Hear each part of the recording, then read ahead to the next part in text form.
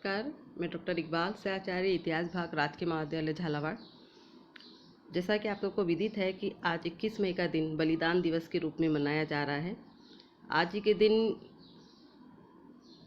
1991 को देश के युवा प्रधानमंत्री राजीव गांधी जी की हत्या की गई थी और आज हम सब लोग जो है उनकी पुण्यतिथि को बलिदान दिवस के रूप में मना रहे हैं।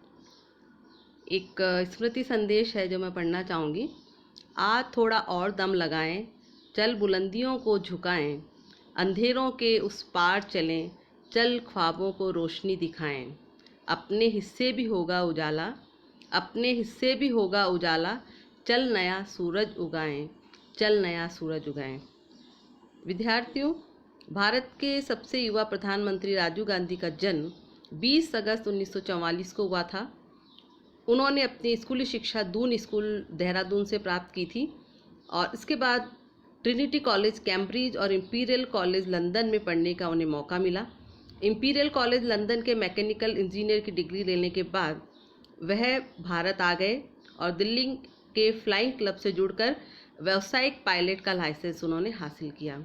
1968 में इंडियन एयरलाइंस में वे पायलट बने और सफलतापूर्वक 1980 तक इसमें उन्होंने अपनी सेवाएं दी। अपने छोटे भाई संजय गांधी की हवाई दुर्घटना में मृत्यु होने के बाद 1980 में श्री राजीव गांधी ने अमेठी से लोकसभा का चुनाव लड़ा और लोकसभा सदस्य निर्वाचित हुए। 1982 में भारत में आयोजित एशियाई खेलों की महत्वपूर्ण जिम्मेदारी को उन्होंने बखूबी जो है अंजाम दिया। 31 अक्टूबर 1984 को तत्कालीन प्रधानमंत्री श्रीमती इंदिरा गांधी की निर्मम हत्या के बाद मात्र 40 वर्ष की आयु में श्री राजीव गांधी भारत के सबसे कम उम्र के प्रधानमंत्री बने। जब वे प्रधानमंत्री बने उस समय भारत की आंतरिक परिस्थितियां बहुत विकट थी। पंजाब, असम और मिजोरम में नस्लीय हिंसा चरम पर थी और लोग हिंसा की आग में झुलस रहे थे और इसी वक्त आम चुनाव भी सामने थे। राजीव गांधी देश के कोने कोने में प्रचार हेतु गए और 401 सीटों पर भारतीय कांग्रेस पार्टी विजयी रही। यदि हम राजीव गांधी के कार्यकाल की उपलब्धियां देखें विद्यार्थियों, तो सिर्फ 5 साल के अंदर ही इस युवा और वैज्ञानिक सोच के युग दृष्टा ने भारत को विकास की दौड़ में आगे ले जाने का जो सपना देखा था उसे लागू करने के लिए भरसक प्रयास किए और उनमें से बहुत कुछ सफलता भी उन्होंने हासिल की। प्रचंड बहुमत से बनी उनकी सरकार ने सबसे पहले प्राथमिकता देश के विकास और अंतर्राष्ट्रीय स्तर पर देश को आगे ले जाना रखी। इसके अंतर्गत निम्नलिखित जो है बड़े कदम उनके द्वारा उठाए गए। प्रथम, संचार क्रांति। आज जो हम हर आदमी के हाथ में मोबाइल, आईपैड और संचार के साधन देख रहे हैं, उसकी जड़ में श्री राजीव गांधी की तकनीकी योजनाएं ही थी, जिसका उस समय के उनके विरोधियों ने बहुत विरोध किया था। लेकिन आज देश सूचना क्रांति, संचार क्रांति के क्षेत्र में अग्रणी है। उसका पूरा का पूरा श्रेय श्री राजीव गांधी को ही जाता है। दूसरा बिंदु, कंप्यूटर क्रांति। कंप्यूटर के क्षेत्र में बहुत ही आगे की सोच रखने वाले श्री राजीव गांधी ने काम को तीव्रता देने और जल्द से जल्द कार्यों को सुलझाने या निपटाने की नीयत से कंप्यूटर को दैनिक जीवनचर्या में काम लेने के लिए योजनाएं बनाई। उनके द्वारा स्थापित MTNL और BSNL ने कंप्यूटर क्रांति के क्षेत्र में भारत को बहुत आगे बढ़ा दिया। तीसरा बिंदु है शिक्षा का प्रसार। राजीव गांधी भारत की तस्वीर गांव में देखते थे। गांव का विकास उनकी प्राथमिकता में सबसे ऊपर था, लेकिन शिक्षा के अभाव में गांव पिछड़ रहे थे। ऐसे में उनके द्वारा एक बिल्कुल नई अवधारणा जवाहर नवोदय विद्यालय योजना 1986 में देश भर में लागू की गई, जिसके अंतर्गत एक प्रतियोगी परीक्षा के माध्यम से छांटे गए ग्रामीण परिवेश के विद्यार्थी निःशुल्क शिक्षा और उस उच्च गुणवत्ता युक्त सुविधा युक्त विद्यालय में ले सकते थे, जिसका संचालन CBSE द्वारा किया जाना था। और आज देश भर में नवोदय विद्यालय सिरमौर है। ये राजीव गांधी की दिव्य या दूरदृष्टि का ही प्रमाण है। आप में से विद्यार्थी बहुत सारे बच्चे भी नवोदय विद्यालय में से पढ़कर आए हैं और उसका महत्व आप लोग जानते होंगे। एक और शुरुआत उनके द्वारा की गई वह थे 18 साल के युवाओं को मताधिकार का उपयोग देना। अब तक देश में 21 साल तक के व्यक्ति ही मताधिकार का प्रयोग कर सकते थे, लेकिन श्री राजीव गांधी ने उस समय 5 करोड़ युवाओं में देश का भविष्य देखते हुए मताधिकार की उम्र 21 साल से घटाकर 18 साल कर दी, जिससे युवाओं को देश की राजनीति में भागीदारी का अवसर मिला और ये एक क्रांतिकारी कदम था। विद्यार्थी, अभी आप कोरोना काल में देख रहे हैं कि आप सबको, जो फर्स्ट ईयर के विद्यार्थी भी हैं, उनको मौका मिला है 18+ में वैक्सीन लगवाने का। तो उसका वो यही है कि 18 साल की आयु को जो है वयस्क मान लिया गया, तब से उनको मत देने का अधिकार भी प्राप्त हो गया। और ये सोच जो है श्री राजीव गांधी की थी। वो चाहते थे कि युवा लोग जो है देश की राजनीति में भागीदारी निभाएं। एक अन्य महत्वपूर्ण कार्य था पंचायत राज को सुदृढ़ करना। 1989 में श्री राजीव गांधी ने पंचायत राज को संवैधानिक दर्जा देने के साथ ही इसके अधिकारों को सुदृढ़ किया। अब जनप्रतिनिधि शहरों के बजाय शहरों से गांव की ओर दौड़ने लगे और गांव का विकास भी तेजी से होने लगा।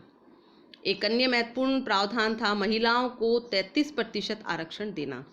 स्थानीय संस्थाओं में महिलाओं को 33% आरक्षण देने का प्रावधान भी श्री राजीव गांधी की लंबी सोच का या दूरदृष्टि का परिचायक है। उनके मस्तिष्क में हर समय भारत की आधी आबादी को आगे लाने का सपना रहता था।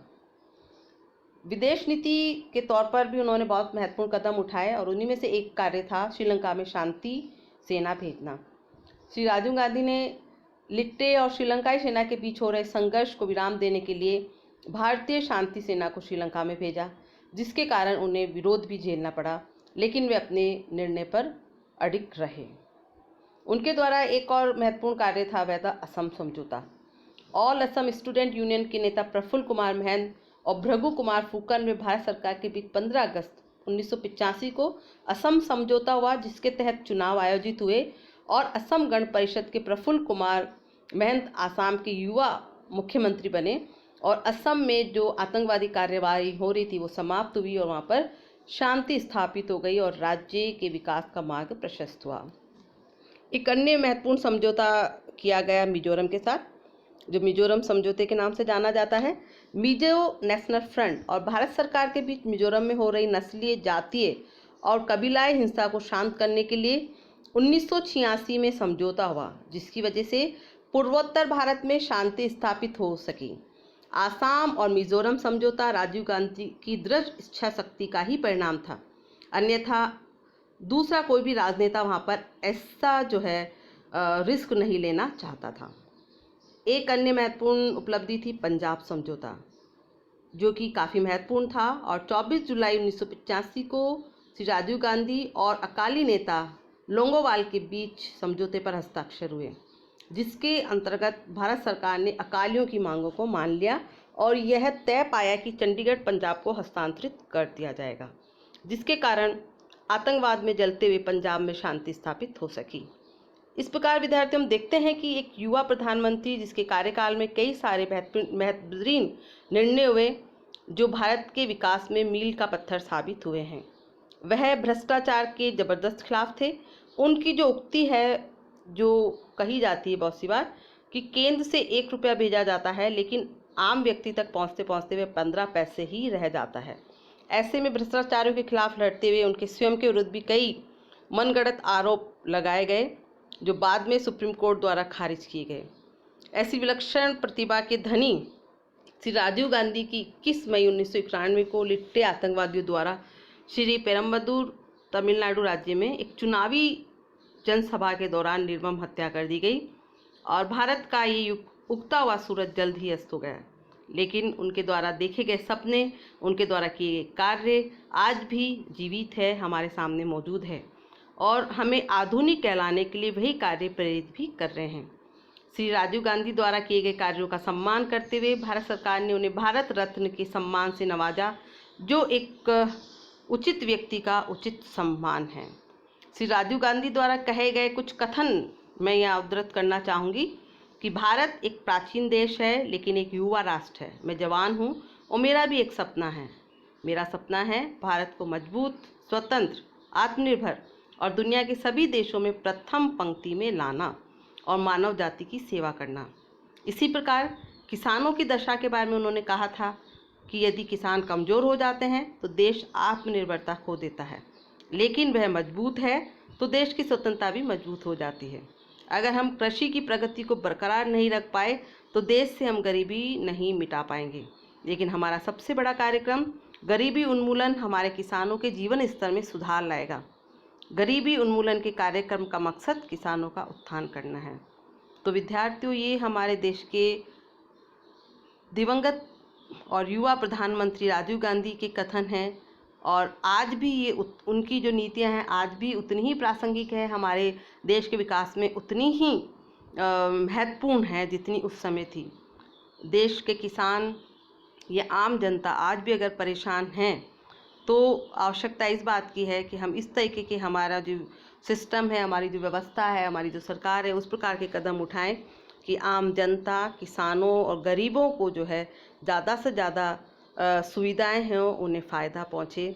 और यही जो है उनके बलिदान दिवस पर सच्ची श्रद्धांजलि हमारी तरफ से होगी। धन्यवाद।